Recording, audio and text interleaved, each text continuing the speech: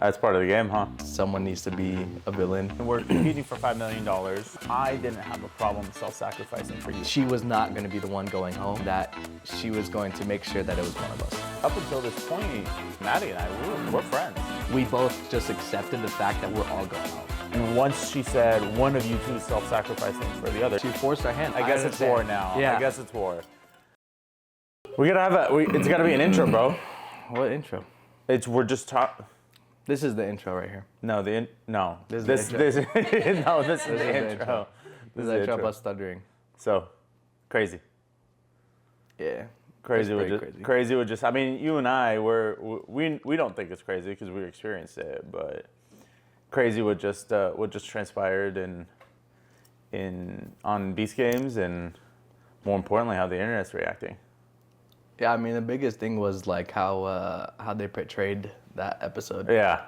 Because, I mean, we knew it was going to be on the show for sure. Absolutely. Because our box was pretty crazy, but Absolutely. It was made pretty clear by the producers. 100%. But the way that they pushed it, it was like, that was a pretty big part of that episode. And they definitely, they didn't portray it the way that it was actually shown in the box. Oh, obviously. absolutely. The biggest thing is that reality TV, that's just how it works, Yeah. Someone needs to be a villain.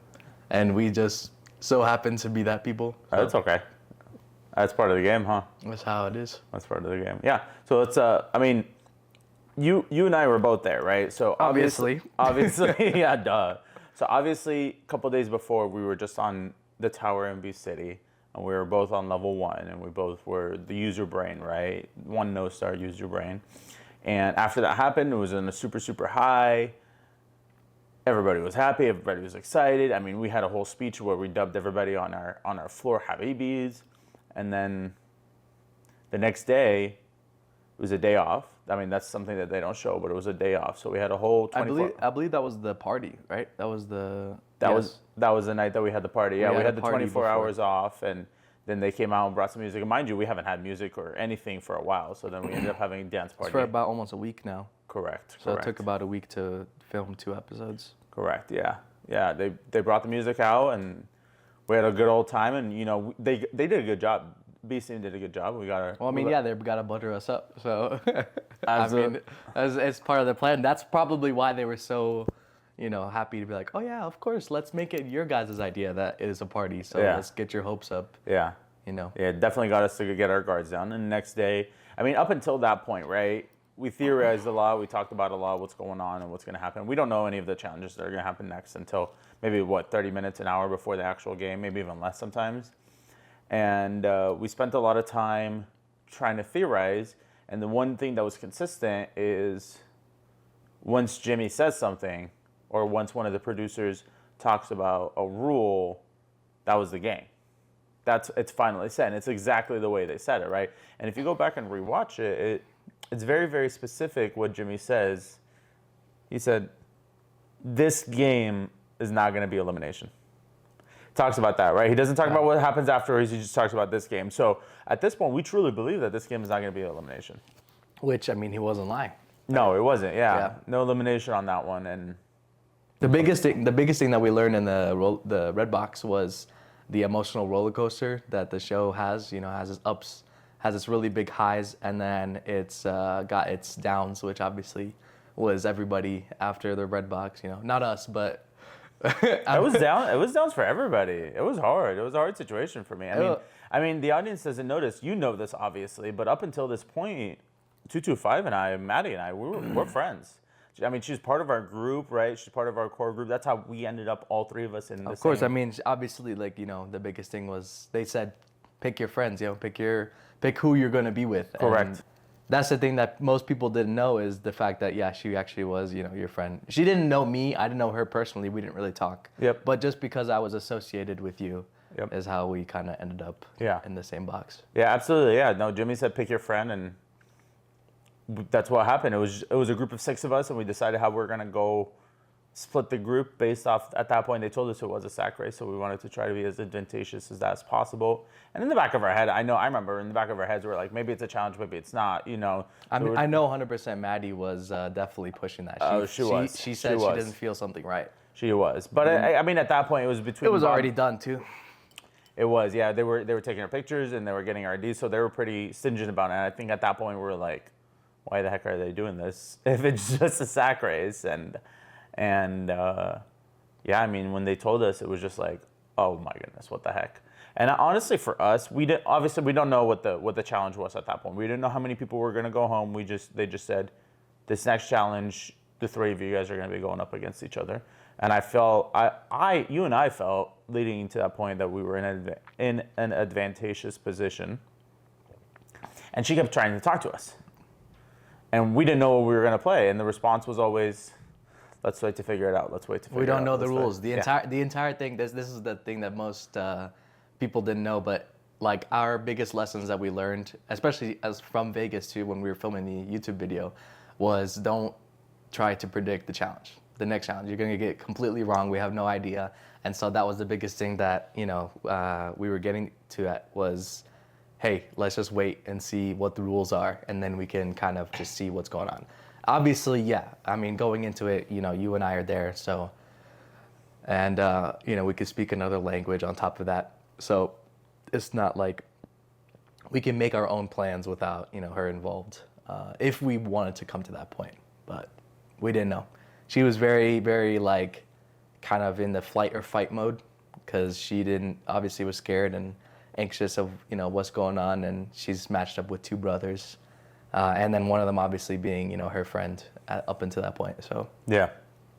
Yeah, absolutely. I remember sitting next to her on the bus as we were driving to set and, everyone is crying and she like literally like, I'm just sitting there just, thinking pretty neutral. I'm not happy or I'm not sad.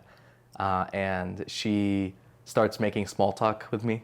Just, I don't know if she wants like, some type of advantage thing, if she, is trying to get at, hey, we're friends because she realizes that I'm the person who, doesn't really know her. And so she can obviously side with you on certain things, but she doesn't know me at all. So I don't know if she was trying to like talk to me or something like that, but I do remember that. I remember everybody on that bus basically crying, except the three of us. She got to the point where she was starting to get a little bit more emotional the closer we got there. But it was almost like, I guess, stages of grief. She was sad. And then, once we got into the box, that's when she got angry at us. And the thing is that entire point, like, we never made any plans. We never made anything, like, set in stone. We never made her be like, oh yeah, it's, you're going to get out, right? So we just didn't know. We didn't know what the rules were. At that point, we're competing for $5 million. We have no idea what the game is. But we want to be in as much advantageous position as possible because we're both competing for $5 million. Up until that point, we actually didn't even know if all three of us could make it out or not. They didn't explain those rules until we had no idea. We just knew we were going up against each other. Exactly. Yeah. So maybe there's a way to get all three of us, to get out and everything. And, once we got to set and we got in those boxes, like literally before the rules were explained, she basically said she was not going to be the one going home and that she was going to make sure that it was one of us. Yeah. And so as she said that, I looked at you and like you looked at me and we're like, oh, so that's how she wants to play. That's the game we're playing now. That's the game we're playing. I guess it's war now. Yeah. I guess it's war. So, yeah, and at that point, I mean, for the most part, we hadn't been communicating. I mean, on the show, I know afterwards you go on an interview and say we've been communicating secretly. At this point, we haven't really said anything. We haven't said anything. We haven't come up with a plan or anything like that, or we don't know what's going on. I mean, we literally are both in the side of like saying, hey, we both pretty much just accepted the fact that we're all going home. Yeah. Because well, explain that a little bit more because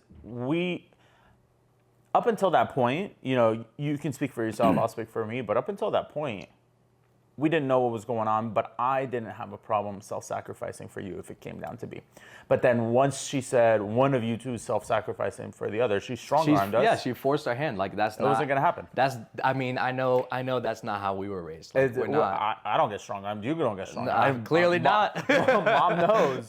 Mom, that's what mom taught us, and that's how everybody in the family Yeah, I is. mean, So play fair. Like, so that's the thing. we were at that point. We didn't know what it was, but at that point we play a fair game, and it would have been okay, cool. If somebody goes home, somebody goes home. But she decided to strong-arm us. Okay, cool. Well, now let's fight. Yeah, and I'm sure at that point, if she was civil, I would have definitely participated in the card game. Yeah. 100%. Because it would have been like, oh, it's just unlucky. It is what it is. It is what it is, Yeah, right? it is And what then it whatever. is. But the fact that, she like literally said, hey, one of you guys are getting eliminated. Yeah. And just basically completely like, after she was like, 30 minutes ago on the bus talking to me about her kid and, all this stuff. And I guess maybe trying to make me feel bad on purpose, all this stuff. And she realized, hey, he's not on my side and, maybe I got to do something. So she played the aggressive and obviously that didn't really work out for her. Which is hilarious because that's on the show. Hindsight 2020. I mean, okay, let's talk about it a little bit more and we'll get to the part where we draw cards. So, okay, so she says that, right? We're talking about what's going on. We come to an agreement that no matter what ends up happening, we're not going to self-sacrifice. If all three of us go home, all three of us go home. Because to us, that's how we were raised morally, that we're not going to get strong-armed. If we're going to make a decision, we're going to make it on our own free will. And since she wanted to strong-arm us, then I'd rather all three of us go home than none of us go home. You know what I mean? I remember in the box, she literally mentioned this, and we started to talk this out of like, she was like, one of you guys is gonna go home, and she like told us, she said, I truly believe if I were to stay here, one of you guys will self-sacrifice. And I remember the first time she said that, you and I both looked at each other and just started laughing. Yeah. Because she had no idea. She had no idea. She didn't understand how stubborn we were. She had no clue. At that point. And this is pretty early on. I remember, okay, so game starts, rules are explained, game starts. We're already like just in a bad mood. It's terrible mood. She's in the corner, you're in the corner, I'm in a corner, right? And I remember I was just so pissed off with her at this point because in the game, we were friends. Right, and she came out fighting like that, and I gave her the deathliest death stare for 30 minutes. And I remember she called me. She was just like, "That's not gonna work on me. You're not gonna intimidate me." And in my head, I'm like, "I'm not trying to intimidate you. I'm just pissed off at what you just said." Right? And then after a while, I'm like, "Well, this is stupid. I'm not gonna get anywhere with any of this. Let me calm down for a second." So I kind of lay down, and when the audience sees us that we're laying down, it's because literally nothing was going on. Literally nothing. Nothing was going on. She literally said that of like, you guys are gonna get out, one of you, and like we both started just like looking at each other and like saying like, hey, well, I mean, we're all gonna go home. We just accepted it. We literally both accepted that we're all gonna go home. Once we laid down and I had a second to calm down in my head, I said, okay, well, I can either accept to go home or I have 4.5 hours, 5 hours to try to convince this girl to play a game. Because right now, if nothing had happened, 100% we're all going home. Oh yeah, absolutely. So when the thing is a lot of people are saying like, oh, well, what are the chances for her of like, if she just did nothing, the chances of her going home would be 33%. And that's absolutely wrong. Yeah, it would have been 100%. It would have been 100%. It would have been 100% because we weren't budging. And either she could have played a game and given herself a chance, or not playing a game and not giving herself a chance because that's how it was framed to us. That's how it was set up. And at that point, the goal was, well, let's just get her to play a game. Let me spend the next 4.5 hours to figure it out and convince her to play a game. I didn't care what game. That's the hill that we were fighting on. A lot of other cubes, they were at a point that they had already agreed, okay, cool, let's play a game. Like that was their starting point. We could literally hear people, right? Yes. Like it's obviously, in this show it's different, but we could, like these boxers are next to each other. So we can hear people talk. Yeah. We can hear people like, screaming or yelling or happy or whatever. So we can sense that people are playing the game if some people are getting eliminated in chains. We can hear people getting interviewed sometimes. Yeah. So. But it wasn't that way. We were starting from negative. Yeah, we were literally Our box was starting negative. And I remember I got her to start talking, and the entire conversation for the first 3 hours when we finally decided to play a game. 3 hours, as in like 180 minutes. Yeah, to decide to play a game. For the first 3 hours-ish, It just, well, I actually think if I don't do anything, one of you two is going to self-sacrifice for the other. And I'm saying, no, that's not going to happen because we're going to go home. So it's purely me explaining to her, you're going to go home if we do absolutely nothing right now. And all three of us are going to go home. And that's the decision you're making. And that's how there's some lines in there that show that. That's the decision you're making right now means all three of us are going to go home. That's what, the show doesn't really show, and kind of people assume is like, we went into this with the whole like, oh, we're going to just absolutely like bully her into, doing this. And it was like, it's like, oh, so you want to play that game? It's like, okay, well, all's fair in love and war. All's fair in love and war. Yeah. So I remember at a point, well, let me say this. I remember at a point, part of me trying to convince her was, we were talking, she's like, well, what game would we even play? And I was just like, I don't know, let's just draw cards and lowest card loses, right? And she's like, oh, okay, cool. And I remember as soon as I got a yes or a small glimpse of, yes, let's play a game, I picked up the phone immediately. Remember this. I picked up the phone immediately and I said, I need a deck of cards and Jimmy right now. Yeah. And my goal, and I hung this the is phone. after 3 hours. Yes. This is after 3 close to 3 hours. And mind you, I'm in the corner. I haven't really said anything, and that's purely because I'm not friends with her. And it's like there's nothing I can say. And like, I was speaking for both of us. Yeah. So I was like, whatever. And up until that point, it's like it's all you. Like I'm just here gonna see what happens. But Absolutely. I remember seeing you like literally immediately. The second she said yes, like, okay, boom, like let's get that done. Let's get the cards. But the goal at that point was like, well, if Jimmy comes, Jimmy's coming with cameras. Of course. Let's put it in front of the fire. Let's put it in front of the cameras, and let's force her to make a decision right there. And when she doesn't make a decision, then you have Jimmy there in front of the cameras there. You know what I mean? That is going to play in part of the psychology because I just wanted her to play a game, right? It's just to play a game, just to be fair. Like, and up until that point, I was literally completely okay with being part of the games or being part of the drawing. Yeah. You get the call on the phone of the deck of cards, and you're saying, I need deck of cards, and Jimmy, I think you said like we're ready to make a decision or ready to whatever. And as you call, I kind of wake up. Literally I've just been dormant for 3 hours. Like you said, explaining. It's numb to my ears. I'm just laying there sleeping basically, just trying to get some rest to understand. And so you call the people, and as you call them, and they're getting the deck of cards, I think to myself, I say... I actually think I spoke to Chandler on the phone, because it was Chandler, Carl, and Mac that were the three on the phone. I think I spoke to Chandler at that point on the phone. Yeah. So you grab the deck of cards from the phone, and you say, hey, I need a deck of cards, whatever, Jimmy, come here, we're ready to draw. And, they take, some time. I think, obviously, they've been overloaded with a bunch of requests. And so 15, 20 minutes go by before we get a deck of cards. And obviously, the more time there is, the less chance that she's going to, play the game. And so, well, at this point, 15, 20 minutes go by, but she still hasn't fully decided that she's going to play a game. We're still having this conversation of are we going to play, are we not going to play, and then trying to set some ground rules and whatnot, right? I think it's probably maybe like 5 minutes before Jimmy shows up that she's finally like, okay, I'm going to play a game. Or even, honestly, I don't remember much, but even like, maybe it was like right when Jimmy's showing up. That was it. Yeah. And so for me, I'm like, I'm thinking, because for me, I'm always like making sure that, I'm making the best decision. You're making the best decision. She's making the best decision.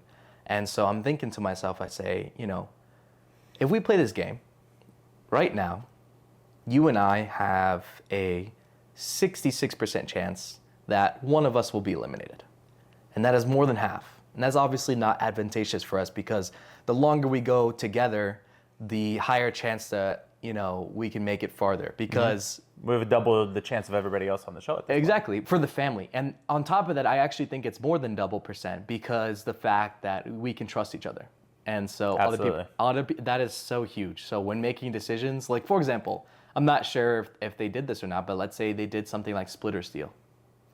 Boom. Done. Easy split. Yeah, split. Done. That's deal. not even a question, right? Yeah. So but you don't have that certainty with someone else. Yeah.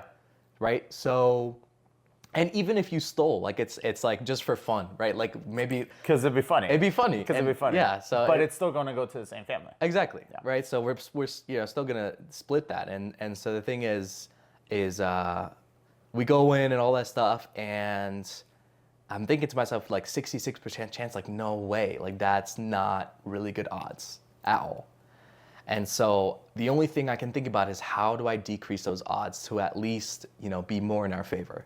And I say, I remember being quiet the entire time. I had not been a part of this conversation, and it's actually part of the show. Is one of the quotes was like, I was not a part of this conversation. You guys had talked to each other, you kind of agreed. And I was just, again, I've been kind of a ghost. I've been a little like, fly on the wall, just in the corner, not really saying anything. And, in my head, I decide if I don't play the game and one of them draw, and then they decide who goes or who goes home, we now have a 50% chance that we both, move on instead of a 33% chance. Mm-hmm. And so I'm just running the calculations in my head, and I'm like saying like, hey, like I'm not gonna play. Like, which is funny. You talk about calculations. Yeah, it's ironic that you talk about calculations. And mind you, this entire time I had not said a single word to you about anything that I was thinking about. Mm-hmm. Well, if you remember, I mean, you remember her talking about this, and there's a reason that we started having this conversation. Her and I prior to, she studied statistics in college. Yeah. And I started talking to her and talking about stats in college, stats of the decision that she's making and how to I believe she has a degree in mathematics and economics. Possibly. I just remember she talked about studying, like her major was statistics. Yeah, something like that. Something like that. Statistics related. And we just start having this conversation. Well, I actually think this is after, so I'll come back to this point later. I'll come back to statistics because it was after the first draw. So let's talk about the first draw.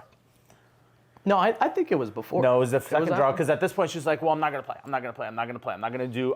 At this point now I'm on another hill. I'm trying to convince her. Oh, yeah. Okay. To play a game, her and I, rather than nothing at all. Okay. So right now we're in a spot. You guys are, she's hesitant. You've almost kind of like half convinced her. I've decided in my head I'm not going to play because that's going to increase our chances. And you haven't communicated. I haven't communicated a single thing. So you are under the presumption that I'm about to play this game with her. Yeah. Jimmy comes. Deck of cards have arrived. He shuffles, right? So we don't shuffle, just so it's like nobody can say that, we cheated or whatever. Yeah. He shuffles. We draw from the top. Yeah. He comes in, what it says here, you guys both drop from the top. Yeah. And he gives Maddie a card. He gives me a card. And then he turns and gives you a card. No, he doesn't give me a card. He turns and he like hands out his hand with the deck of cards. Yeah. And I look at the cards and I look at him. And I'm like, I'm not drawing. And, you can see it in the show, like, you guys both, like, just, like, whipped your head at me and was like, what? Like, in such disbelief, because you had no idea I was going to do that. Oh, my goodness, I was so pissed. And she had no idea. You guys were both under the assumption I was going to. Again, I never agreed to this. And this is a part of the show that they didn't show, but, yes, Karim, like, you were... I was so pissed. I was like, dude, I just spent 3 hours talking Maddie into playing a game when we were up against the wall and she wasn't going to play a game. And then you said, I'm not going to play a game. And I was genuinely beyond pissed off with you. I started cussing you out in Arabic. They didn't show it. They cut that part out. I'm curious if they showed this in the Arabic version. I wonder. Yeah, I cussed you out in Arabic. I was beyond pissed for a while. Yes. Like that was literally like double the length of the clip was you just cussing me out in Arabic. And it was like a good 4, 5, 6 minutes. It was, I was pissed off. You were calling me stupid and like all this stuff and like, explaining like, hey, like we just spent 3 hours and you're looking at me like, what the heck? And so as you're cussing me out in Arabic, I think to myself, I'm like, this is great. And I'm smiling the entire time, and you're like getting more mad that I'm smiling. Well, I was mad that you were smiling initially speaking, and then because I know you and you kept smiling, and I was cussing you out, and you can tell I was genuinely pissed off. I was just like, he's smiling for a reason. There's a reason. And so as I'm thinking, it struck to me. I said, "Oh my God, I have just created a perfect scenario because this is the only way that she's going to be convinced. If she's been convinced once." There's a pretty high chance that she's going to be convinced again. Easy. That's sales 101. 100%. Sales 101. And I say sales 101 because I've been in sales for 10 years. Almost a decade now that I've been in sales. And that's anybody that works in sales understands it's small yeses. If you want somebody to do what you want them to do, it's small yeses. I mean, they indirectly call it manipulation, do whatever. It's just convincing the person in front of you. You do that every single day. You convince people in front of you to do what you want them to do, but also to their benefit. And at this point, it was to her benefit, because if not, she would have gone home. Yeah. At least here she has a chance to move forward. And it's a small yes, it's a small yes, it's a small yes. So once she's there and she finally is like, yeah, I'll play a game. Maybe we can, at this point, let's be strategic. And, it's war. We want the best odds for both of us to move forward. So let's move forward. Let's play it. Let's make it as... So I finally calmed down. Yeah. So, before that, actually, I just to finish my thought, I remember, like I said, I remember him saying, like, I've created the perfect scenario for us, because now I understand that you're mad at me. And that's a wonderful thing to be, because the fact that you can make friends purely because you both have a common enemy. Mm-hmm.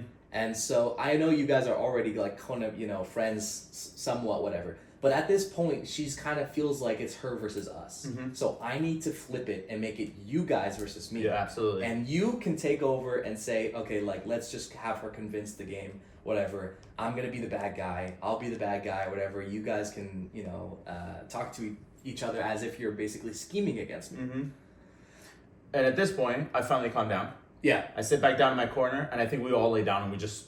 Nothing. Yeah, nobody said anything. You are laid down, you're taking your nap. Maddie's in your corner. I think she requested a chair or something like that. And I'm in my corner and I'm just laying down. I'm just like, what the heck do I do? And I'm like, oh, I finally understood what you did.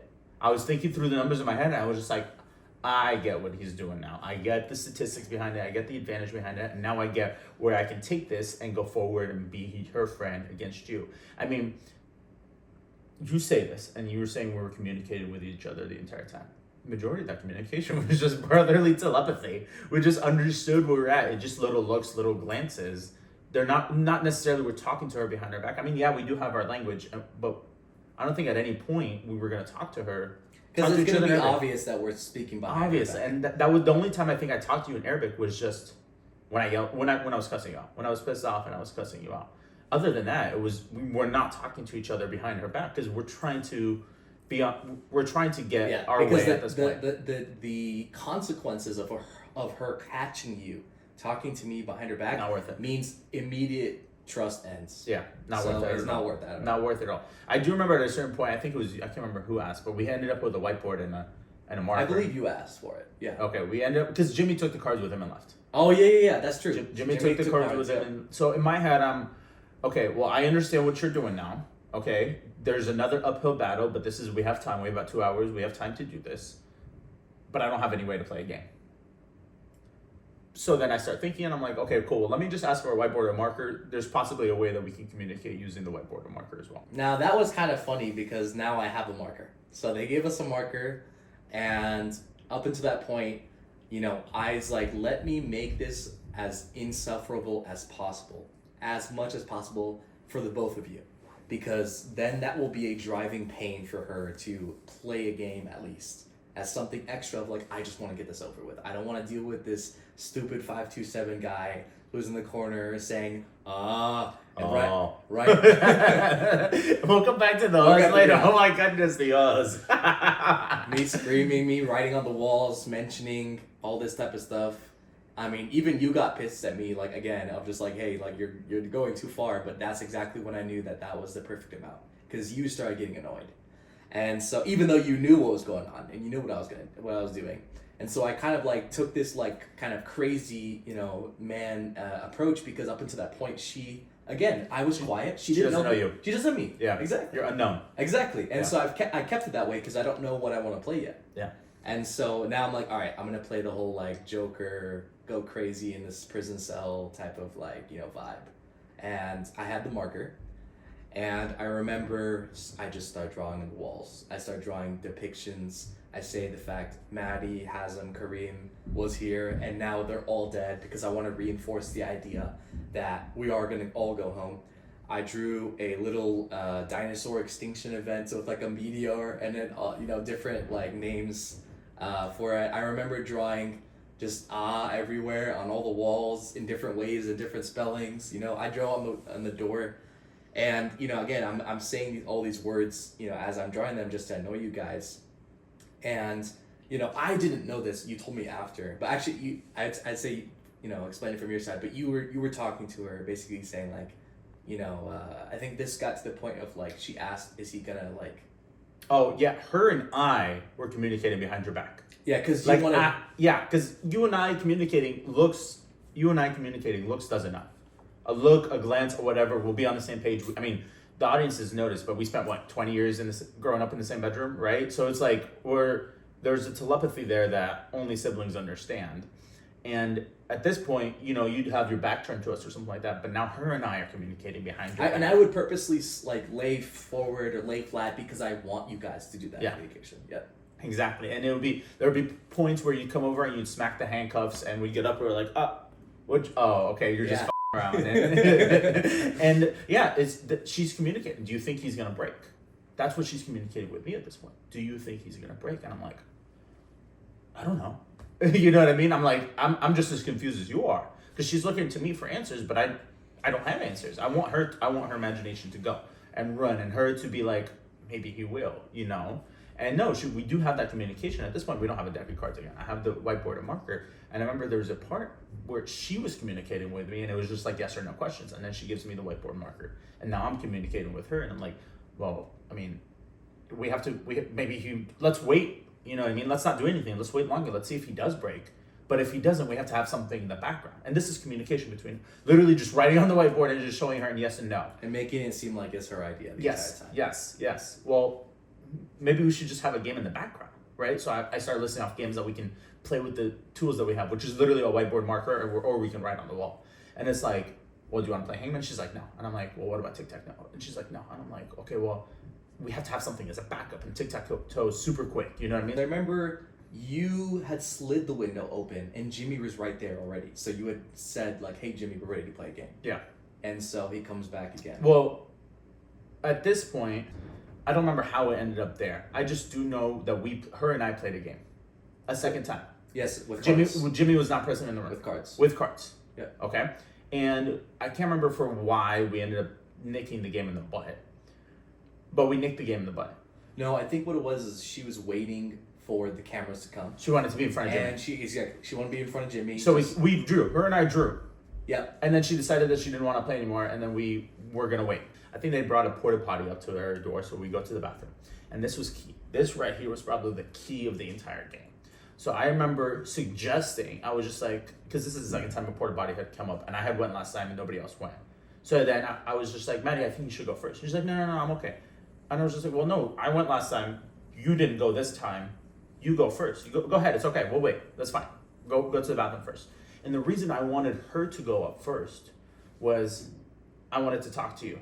And literally, if you remember, the only thing we walked in the corner. The only thing I basically said to you, I was just take as much time in the bathroom as you possibly humanly can. Because I want to talk with her. I want to have a conversation with her. And you go there. I don't remember if we had anything. I remember we talked about something else. I don't remember what it was. But you go into the bathroom and you take your time. And I pull her to the corner. She was like, do you think he's ready? I'm like, I don't know what we're going to do, right? So we're just having this back and forth and back and forth and back and forth to figure it out. And I feel this. I remember, I don't know if I told you this, but I remember in the bathroom, I was literally pinned up against the wall just listening to everything you guys were saying. So I heard the entire conversation. So when you guys had finished talking, I waited like maybe 10-15 more seconds before I got out. Yeah. So no, we're just trying to figure out what we're gonna do. And this right here was the key point that I feel like she finally believed. She was finally at the point where she's like, I don't know if this guy's gonna break. We have to be ready to play a game super last minute. Right? And then Jimmy starts giving us a countdown. Well, he's been giving us a countdown the entire time, but now it's an hour left, 45 minutes left, 30 minutes left. And I think at 30 minutes left, he stopped counting down. No, I think he gave 15 minutes left. 15 maybe. One 15 minutes left, and then he stopped counting down. At least that we know of. Yes. Yeah. And we had no idea. And at this point, we're like, okay, well, we have 15 minutes left. We're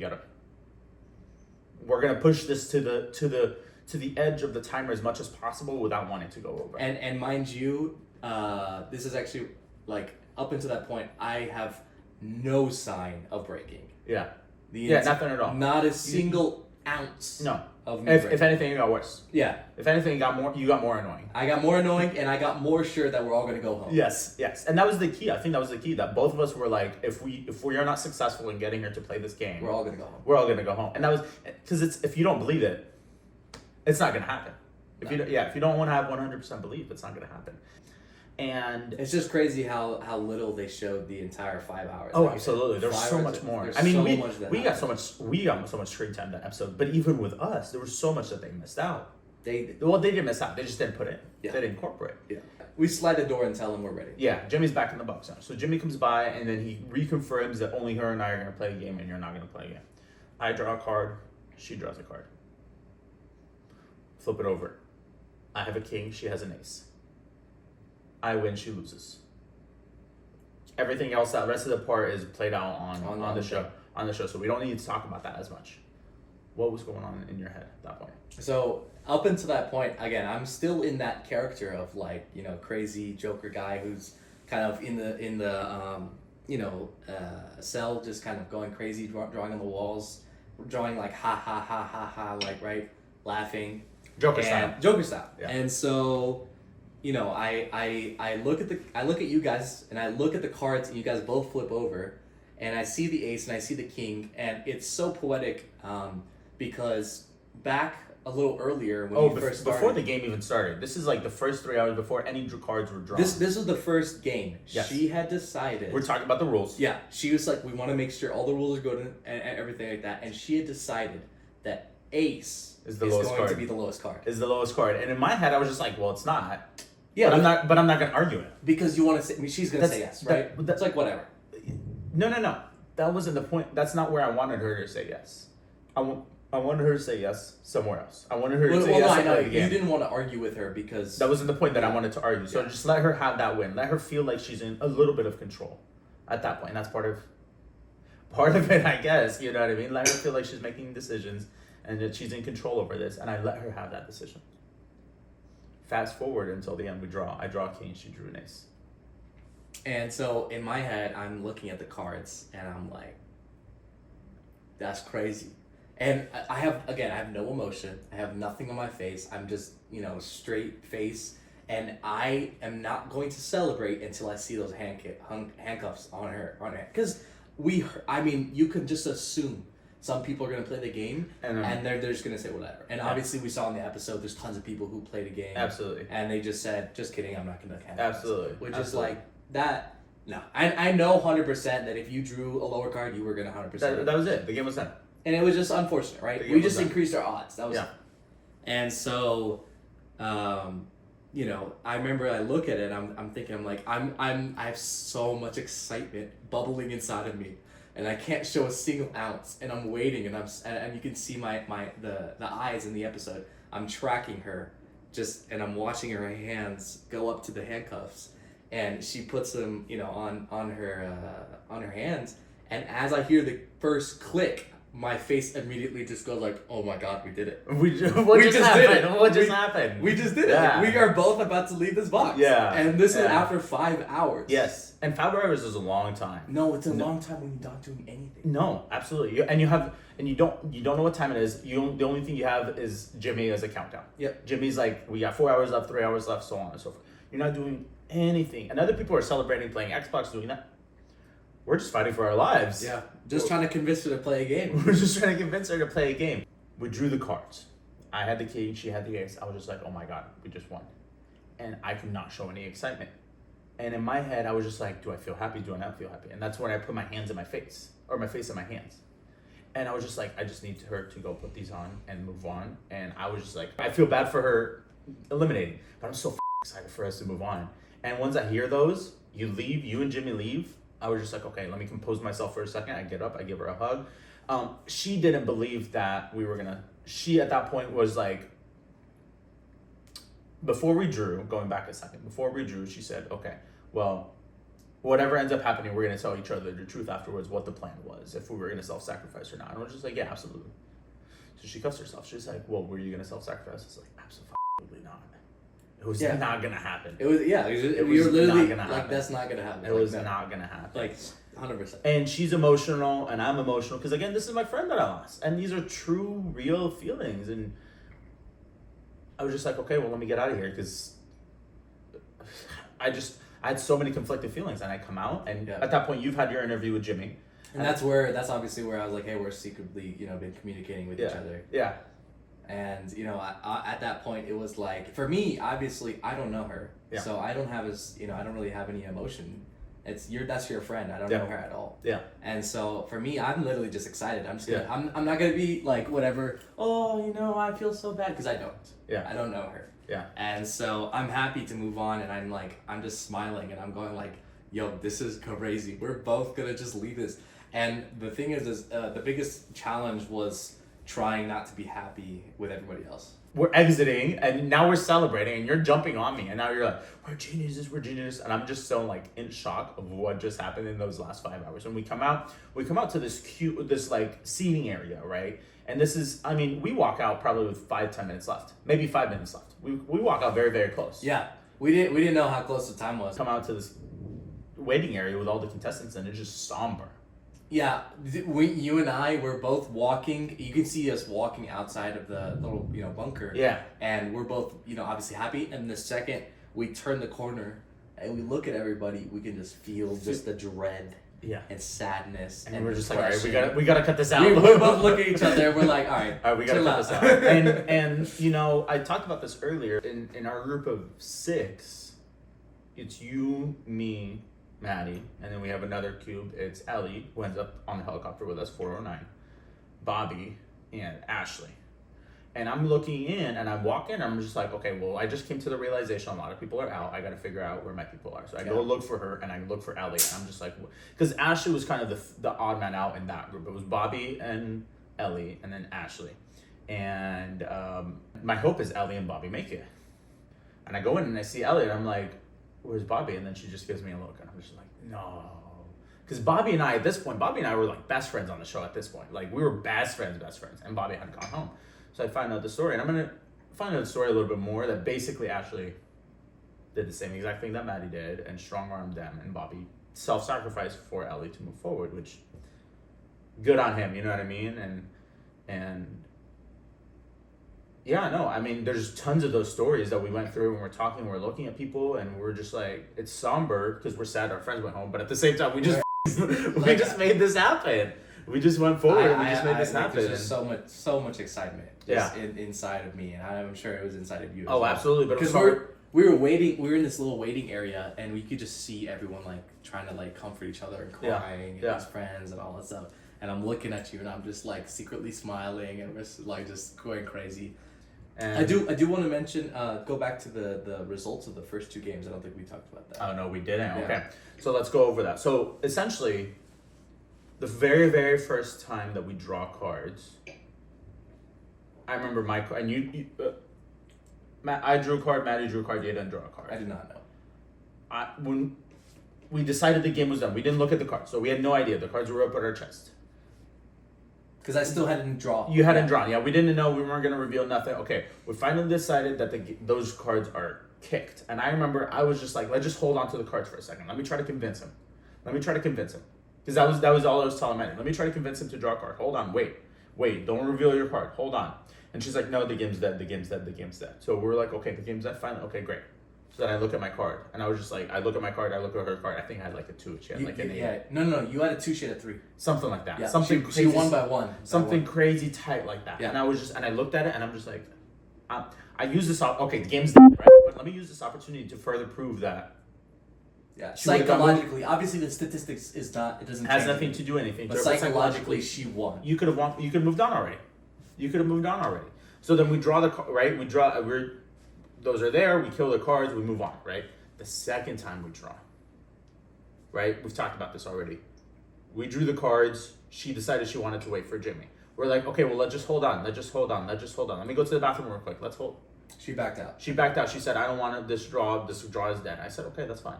Same thing. The cards. It's the same result. 2 and 3. 2 and 3 again, a second time. What are the odds?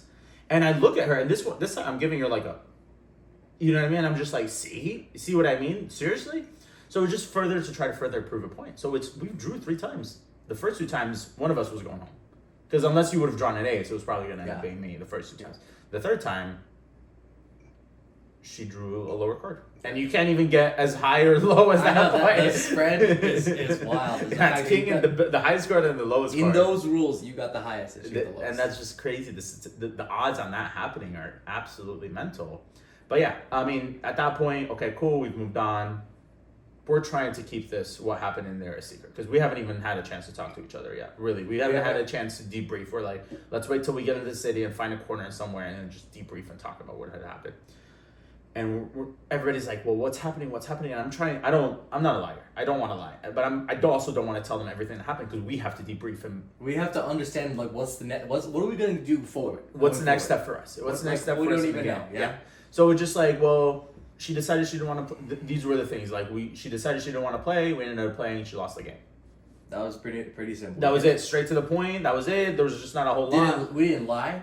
But I didn't tell. Yeah. I didn't tell all the details, and we didn't know what we were gonna do. Again, we're still fighting for 5 million. We're still in the game. We still have to be very strategic in what image we give off. And I remember we finally get to the city, and we're talking about whatever. And now we're finally like getting our excitement out because there's nobody there to see what just happened and see our excitement. We're finally getting that out. Cameras come in front of us. They talk about us all the time. And I remember that night I could not sleep. Yeah, you were actually, and this is the best part was. We were sleeping right next to each other. We had beds right next to each other, and so I remember like we were just talking to each other like, "Wow, that was wild." We were whispering. Yeah, we were whispering because we actually had beds right in front of each other. So your head was right next to my head, and I remember we basically turned over and we're whispering, and everybody's asleep, and we're basically like like little kids at summer camp. We're just like, it was so funny, and one of the conversations that was key was when we started talking. That was, again, when we're debriefing, mentioning what are we going to do next and everything. And I remember saying this at least 3 times to you. I said, the reason why we are here today, right now, is because I thought, what is the craziest thing to do right now that nobody expects you to do? Yes. And because again, we're on TV. Yeah. We're making content. Not only is it we're going to play to win whatever, the thing is you have to stand out. Like, that's the whole point, is there's 1 out of 1,000, right? So you have to be different in order for you to win. And the third thing was we're making entertaining content. Absolutely. And I remember that conversation. That was very, very key. That was very, very important for me for what's about to happen. But yeah, you said, what's the craziest, because I was asking you, why'd you do that? And in your head, you said, what's the craziest thing that I can do at this point? What's the thing that nobody expects you to do. Exactly, absolutely, right? So next morning, everybody's somber, everybody's sharing the stories. I'm trying very, very hard not to share any details, but people are pressing us. I don't know how this gets out. I don't know how people are like, well, what happened? Because I can tell people are a little like, what's going on there? You know what I mean? And people are pressing us, and I'm trying to give details without giving details, and I'm just like, my excuse at that point was just, well, you're gonna have to watch the show. It's entertaining. You're gonna have to watch the show. And maybe that was hindsight on me, right? Maybe we could have played it a little bit better. Either way, right? So then Jimmy pulls in the golden cube. We're all there. Actually, I remember before that, we actually start changing into short sleeve shirts. Because at that point, we've all been in long sleeve, the long sleeve hockey jerseys. And then we start changing into short sleeve jerseys. And they start handing out hats. And I'm like, why the heck are we getting short sleeve jerseys and hats? And in my head, I'm like, there's an island. The island's coming up. Because we know there's an island, right? For the viewers, the thing is during the Beast, the city, there was billboards across, I think we had 2 billboards on the city, and they kind of gave like teasers of what was going to happen. There were billboards. They were basically billboard advertisements, and they were in retro 1970s style. And one of them was just like the island, the Red Telephone Company, right? Yeah. Before we played the Red Cube, was the Red Telephone Company. Obviously, that's what it was leading to, right? Yeah. But one of the things was the island. And the island was confirmed because when we were back in episode 1, we were still on our towers, they played a promo for us that mentioned the island, that mentioned the city, mentioned other stuff, we won't talk about it, but mentioned the island, mentioned the city. And so in my head, I'm like, okay, well, next step is we're going to the island. We're in short sleeve jerseys, we have hats on. Like they're handing out sunglasses, they're encouraging sunglasses. We don't really shoot in the morning. Like, you know what I mean? So it's like, well, something's going on. Okay, cool. We're probably going to the island next. That's probably what's happening next. So that was kind of where my mentality was. And then Jimmy pulls out the golden cube, and we all kind of surround him by the golden cube. And I remember, and you can see it. I remember he's explaining what's going on. I pull out a thing of chapstick from my pocket. It's melted. So I wipe the chapstick off with my finger, and I'm just going here. So I'm not really paying attention, but I'm not, right? And he's talking and he's explaining. And in my head, I'm like, okay, well, we don't know if this golden present is good or bad. We don't know if it's positive or negative. And one of the things I also mentioned to you was, again, I reminded you of the emotional roller coaster. Yes. So what are we at right now in the show? Yes. We are at a low. We talked about this. Yeah. We talked about this, that it's an up and down and up and down and up and down emotional roller coaster. So in my head, the conversation that we had the night before, what's the absolute craziest thing you can do at this point? And at the same time, what's the emotional roller coaster? Where and are we in were at a low. We were at a low. big low. So in my head, I'm like, this is probably a positive, and this is probably to the island. So I just remember we're just listening to him, and then Jimmy, I'm putting my chapstick on. I'm really not even looking anywhere. I'm just kind of like looking down, thinking in my head, putting my chapstick on, and he's like, the first person to touch this box, and I don't even think. It's like gut reaction. It happened. I blast through the people in front of me, and it just happened. And I touched the box, and I put my hand on the box, and that was my chapstick was on my finger, and I'm just like. I look at you, and and I just like have this kind of like smile at my face. I'm like, he did that. And I'm just That's like, my brother right there. What the heck did I just do? What just happened? Everyone's a shock. Because rules weren't even explained. Yeah. Rules weren't explained. The game wasn't on. Nothing happened. He was like, first to touch the box. And I just moved. My body just moved. And I was just like, what the heck did I just do? And Jimmy, I remember Jimmy's trying to get a reaction out of me, and he's asking me questions. And at this point, it doesn't show in the show. It doesn't show any interview, nothing like that. Because in my head, I'm just like, I don't know. I just did it. I just did it. He's like, what made you come up here? And I'm just like, I don't know. He's like, what do you think is happening next? I'm like, I don't know. He's like, do I need to spell it out for you? And I was just like, yeah. You know? So then it's revealed that it's tickets to the island, and we come around the helicopter pad, and the helicopter lands. And then Jimmy and the Beast team play a little promo for us for the island. And he talks about 60 people going to the island. And in my head, I was just like, no. There's no way he's going to make me pick. Yeah, no, because you, I mean, it's very clear. You have that I moved on. You move on. I have moved on. And the helicopter comes, and you see like what, six seats, 5 seats? I think there's 5 extra. There's 5 extra seats, but he hadn't opened the helicopter yet. We were just watching the video at this point, and I was like, "There's no way he's going to make me pick all 60 people." Oh no. So then we turn to the helicopter. Well, you're one person. Here's a ticket to the island because I already have it, right? You have the ticket to the island, but there's 5 extra seats, and I'm like, oh no, he's gonna make me pick everybody. He's like, okay, here's 5 tickets, you get to pick. And the funniest part was when he basically the helicopter landed, I could literally see like 7 cameras on me, and everyone like looking at the cameras, and they're all like different angles of me, because obviously we all know what's gonna happen. Yeah. They pick me first or whatever. Yeah. And so I see this, and I start smiling because I'm like, oh my God, I just made it to the island too. We just did it. Like, boom, next episode. Yeah, done. next episode, let's go, move on. I remember, he's like 5 people, you can take 5 people with you. And I'm like, okay, well, my brother's obviously one, but it'd be really, really funny if I didn't pick him first. And I was about to do it too. And Pick me last? Yeah, it would have been really funny. And I was just like, nah, it's okay, cool. Let's not let him sit there and think I'm not gonna pick him for the island. If you didn't pick me until the end, I would have known. I'd be like, he's picking me last, obviously, on purpose. It would have been funny. So then, I picked you first, obviously, because in my head I can pick you last for a joke because it's funny, or let me make a statement with what I'm about to do. I'm trying to be strategic. We want to be strategic in everything that we're doing. The further you get into honestly speaking, the entire time that you're there, I was being strategic with what I was doing.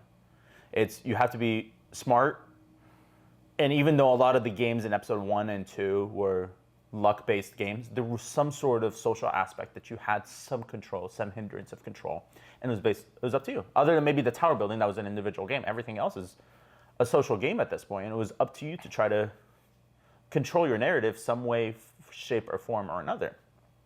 So I'm like, okay, well, let me make a statement with what I am doing right now, right? So in my head, I had already picked you and Ellie, because you and Ellie were like the last 2 remaining members of our core group at this point. It's you first, Ellie second, and then I go, well, who am I going to pick next? And I'm going to pick Ziad, because 1, he's an Egyptian. 2, we've met him, we've been around him, we had breakfast and lunch and whatnot together at the city together. He was part of the Habibi, the unofficial Habibi squad at this point, because we hadn't made it official. But he was part of the unofficial Habibi squad, and I said, okay, cool, he's next. And then who's after that? And then I start thinking, because in his cube, it was him, Nate, and Sakura. And Sakura's out at this point. Okay, well, then Nate's going to be the next person. And then I said, okay, well, I have 1 person left. Who am I going to pick? I couldn't remember. I didn't know. I have to be very, very strategic in how I pick this because it's only 5. I want to pick everybody. And there's a lot of people out there that I wish I could have picked. I mean, JC up until that point was still out there, and he was in my bribery tower, my bribery row. Yeah. In No, JC's a great guy. he is. Yeah. Oh, fantastic. And Wonderful I saw dude. him. And I remember seeing him specifically because he's like Karim, and he's throwing the hook shot over, and I was just like, JC would make a very, very smart decision, and it would make a lot of sense because we made it that far without taking a bribe together. And I just remember that point. But for some input, actually, when we were all discussing, I think you came to us. Oh and yeah, said- so I could not make a decision, right? So then I come to you guys. I'm like, guys, who do we think should be the 6th person? Because I was truly having a hard time making a decision. At the same time, I also wanted everybody else in the group to feel like they were part of the decision as well. And almost immediately, I think it was Nate or Ziad. Almost immediately, Ziad was just like, pick Twan. I was just like, yeah, that makes sense. Right? She was our captain. She didn't take the million. Because Ziad, Nate, you, and myself, we were all on the same floor, and we were on this. Tawana was our captain, all 4 of us. Ellie was only odd man out. I think she was pink team. All of us were on the orange team. We're in the orange tower with Tawana being our captain, and she didn't take the million for us. So, okay, well, that makes a lot of sense. And in my head, I was just like, well, that's a very strategic person to pick. She's good physically. She's liked by a lot of people. She's trusted by a lot of people. Let's put her on our helicopter. But it makes sense to give back to her as well. And I had a whole speech. They only showed a little bit part of the speech, but I had a whole speech, and we picked her, and she was just like, yeah, let's go. And that was really the first time she was really happy. She did not expect she did it. not see that coming. She did not expect Yeah. that coming. And I'm happy that we did, because that was really the first time that I had kind of started talking to Tawana. And we had made a Habibi cult at that point, right? So we all had Habibi nicknames. So you, Ziad, and myself, we were Zayt, Zatar, Zatoun, which for the audience, Zayt is oil, Zatar is Zatar, and Zatoun is olives. And those are very Arabic Egyptian dishes. Like, that's a common thing to have with breakfast. And then, so it'd be Habibi Zayt, Habibi Zatar, Habibi Zatoun. And then we had other Habibis in our quote-unquote cult, right? It's not an actual quote, but it was a joke. So like Ellie, 409, she was Habibi Biscuita. And then Nate was Habibi Fino. And Habibi Biscuita is like Habibi Cookie. And then Habibi Fino is pita bread. But he went Fino for short. Remember, we get up in the helicopter, we're excited, we're going to the island, blah, blah, blah, blah. We got our GoPros going, and then we induct Tawana. And then what's her nickname going to be? We called her T, right? Yeah. And T is Shay. Shay in Arabic is T. So we call her Habibi Tawana, Habibi Shay. And so that was the first official part of Habibi Squad. That was the Habibi Squad. And I remember after that part, we get to the next loading area for us, and we're sitting down, and we're just like, guys, we're going to the island. Guys, we're going to the island. No, I think it was a very interesting experience overall, and I think that's when we first. No, I know when we first had a hard target on our back. And we didn't know any of this. No, we don't know until we get out. Until later. Later. But overall, that's pretty much the entire experience of us in episode 3. Yeah. How do you feel? How do you feel now that it's out? I mean, like I said, it's crazy the fact that we got so much screen time. I didn't realize how much screen time it was gonna be, and it's also funny just of how you actually get to be on the receiving end of internet culture, of internet hate. It's hilarious. Yeah. Now you get it's a small taste of like what the big influencers get to. But it's hilarious. It's yeah, fun. it's so much fun. It's so much fun. I personally think it's funny how much time people have on their hands. It's crazy. It's like there's this one guy on Reddit that wrote an entire essay about me and you, but primarily about me. It's crazy. Yeah. I was like, what? Like, don't you have a life? Yeah, but strategic, and I would have done this in this situation, oh my and done that situation. But it's like, but you weren't in that situation. With all due respect, actually, with all due not respect, you weren't on the show. You didn't make it to the show. You didn't get to compete for $5 million. You didn't make it to the show. You didn't have the decision that you were going to make at that point, and no, I think it's funny. So I mean, we're both leaning into it.